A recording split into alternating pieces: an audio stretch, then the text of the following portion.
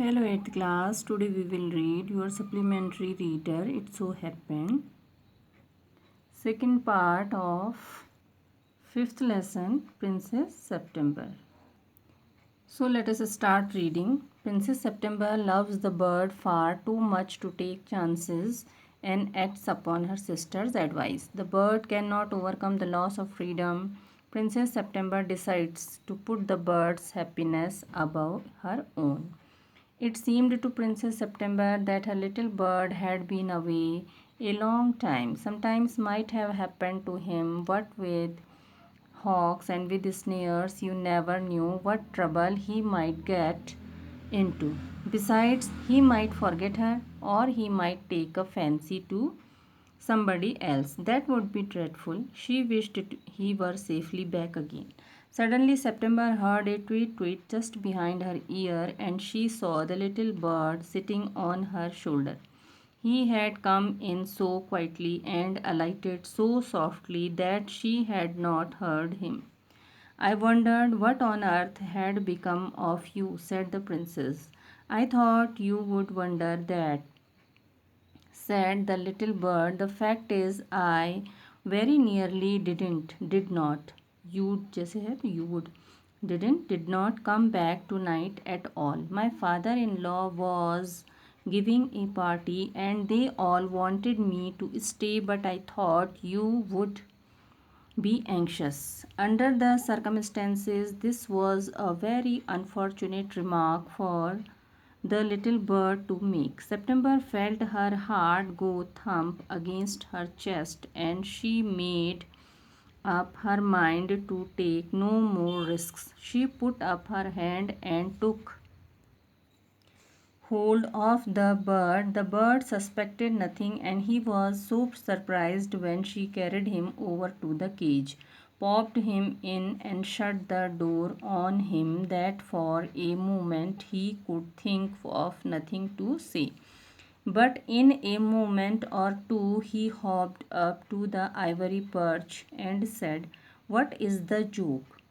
There is no joke, said September, but some of Mama's cats are prowling about tonight, and I think you are much safer in the air.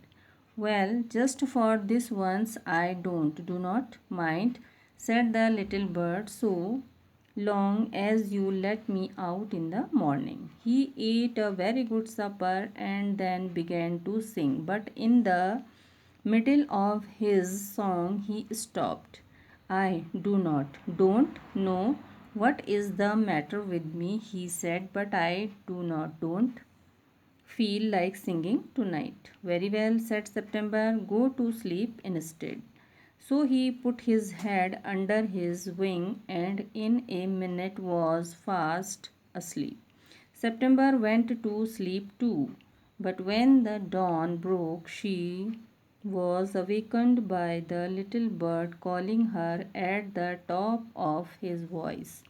Wake up, he said. Open the door of this cage and let me out.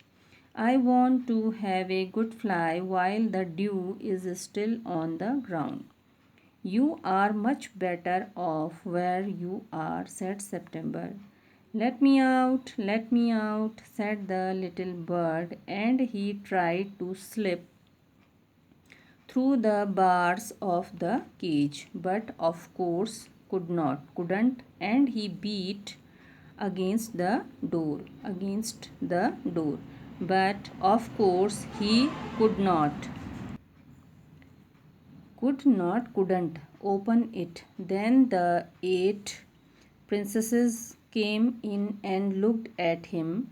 They told September she was very wise to take their advice. They said he would soon get used to the cage and in a few days would quite forget he had ever been free. The little bird said nothing at all while they were there, but as soon as they were gone, he began to cry again, let me out, let me out.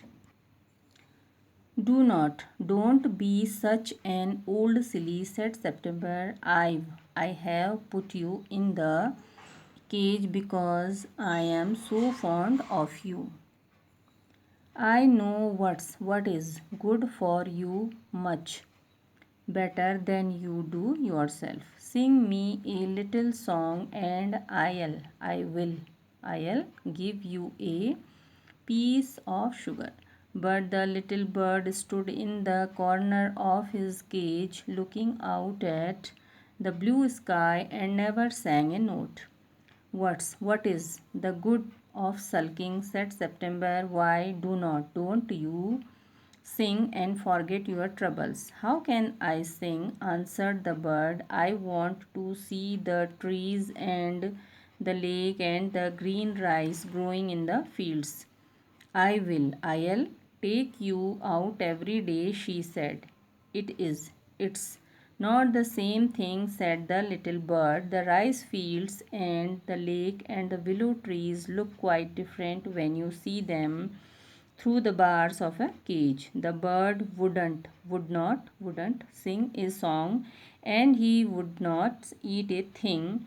The princess was a little anxious at this and asked her sisters what they thought about it. You must be firm, they said. But if he won't eat, he'll die, she answered. That would be very ungrateful of him, they said. He must know that you are only thinking of his own good. If he's obstinate and dies, it'll serve him right, and you will be well rid of him. September didn't see how that was going to do her very much good, but they were 8 to 1 and all older than she, so she said nothing. Perhaps he'll have got used to his cage by tomorrow, she said. And next day, when she awoke, she cried out, "Good morning," in a cheerful voice. She got no answer. She jumped out of bed and ran to the cage. She gave a startled cry, for there the little bird lay at the bottom on his side with his eyes closed, and he looked as if he were dead. She opened the door and putting her hand in lifted him out. She gave a sob of relief, for she felt that his little heart was beating still. Wake up, little bird," she said. She began to cry, and her tears fell on the little bird. He opened his eyes and saw that the bars of the cage were no longer around him. "I cannot sing unless I am free, and if I cannot sing, I die," he said. The princess gave a great sob. "Then take your freedom," she said. "I shut you in a golden cage because I loved you and wanted to have you all to myself. But I never knew it would kill you. I love you enough to let you be happy in your own way." She threw open the window and gently placed the little bird on the sill. He shook himself a little. "Come and go as you will, little bird," she said. "I will never put you in a cage any more. I will come because I love you, little princess," said the bird, "and I will sing you the loveliest songs I know. I shall go far away, but I shall always come back, and I shall never forget you." He gave himself another shake. "Good gracious me, how stiff I am," he exclaimed. Then he opened his wings and flew right away into the blue. But the little princess burst into tears, for it is very difficult to put the happiness of someone you love before your own. And with her little bird far out of sight, she felt all of a sudden very lonely. When her sisters knew what had happened, they mocked her and said that the little bird would never return. But he did at last, and he sat on September's shoulder and ate out of her hand and sang her the beautiful songs he had learned while he was flying up and down the fair places of the world. September kept her window open day and night so that the little bird might come into her room whenever he felt inclined, and this was very good for her, so she grew extremely beautiful. And when she was old enough, she married the king of Cambodia and was carried on a white elephant all the way to the city in which the king lived. But her sisters never slept with their windows open, so they grew extremely ugly as well as disagreeable. And when the time came to marry them off, they were given away to the king's counselors with a pound of tea and a Siamese cat. Somerset Maugham, slightly abridged. So thank you for watching. Please like, share and subscribe.